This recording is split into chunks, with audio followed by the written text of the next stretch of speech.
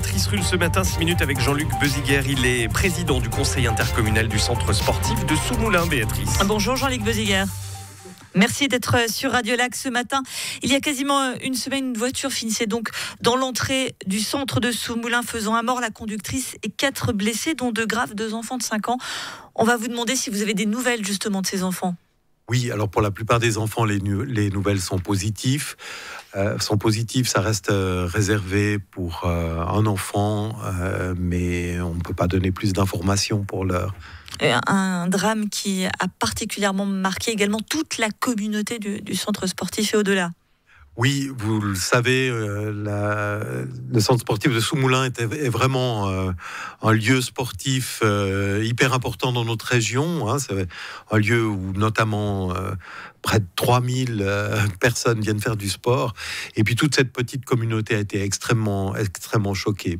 Que ce soit ceux qui ont été directement impliqués comme témoins parce qu'ils venaient simplement pratiquer leur sport ce samedi-là, et tous ceux qui ont eu l'information, tout le monde s'est vraiment serré autour des familles et des jeunes enfants qui ont été impliqués dans cette affaire. Alors, une semaine après ce terrible accident, on a encore du mal à comprendre comment cette voiture a pu terminer dans l'entrée du centre sportif quand on connaît l'aménagement, la structure des lieux. Je crois que c'est un des éléments qui ajoute à l'émotion qui a été ressentie, puisque c'est difficile de mettre des mots sur ce qui s'est passé. On a parlé d'absurde, on a parlé d'inexplicable. Nos parents parlaient de fatalité, par exemple. On ne voit pas tellement quel mot mettre sur cet événement, parce que la conjonction de circonstances qui ont amené à ce drame est parfaitement inexplicable.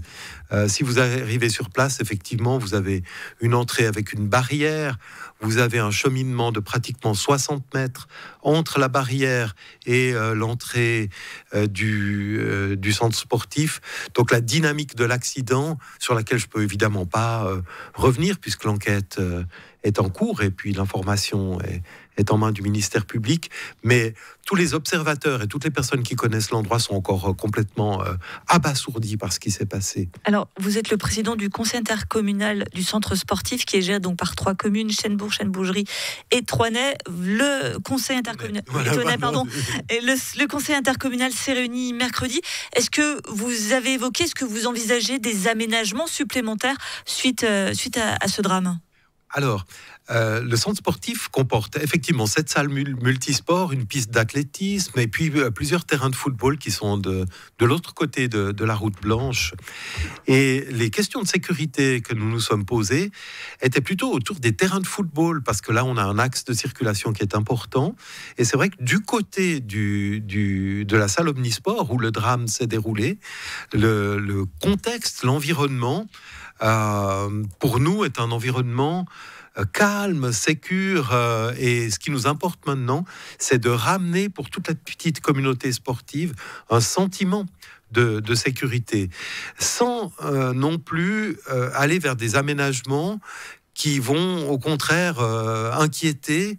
Et là, c'est vrai qu'en l'occurrence, le système de sécurité qui était proposé sur cet endroit, pour nous, était un système assez bon. Et on ne voit pas tellement comment renforcer la sécurité dans ce lieu. Peut-être des questions de signalétique, peut-être des questions d'obstacles supplémentaires à prévoir.